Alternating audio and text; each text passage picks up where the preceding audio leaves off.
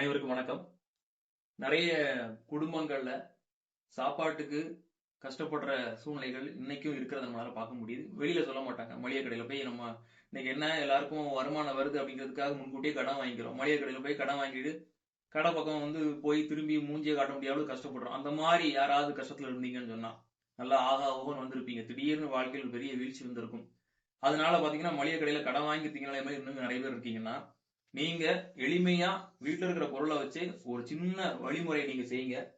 அன்றாடம் உங்க வீட்டுல நீங்க எந்த ஸ்டவ் யூஸ் பண்ணாலும் சரிதான், கேஸ் ஸ்டவ்வோ இண்டக்ஷனோ இல்ல மத்த அடுப்புகளை வச்சு சமையல் பண்ணாலும் சரி, எல்லா சமையல் முடிச்சதுக்கு அப்புறம் அந்த அடுப்பு இருக்கிற இடத்தெல்லாம் இந்த மாதிரி நல்லா முடிஞ்ச அளவுக்கு சுத்தம் பண்ணிக்கோங்க. பச்சரிசியும் மஞ்சளும் கலந்து ஸ்ரீ அச்சயம் இப்படிங்கிற இந்த வார்த்தை நல்லா கவனிச்சுக்கோங்க.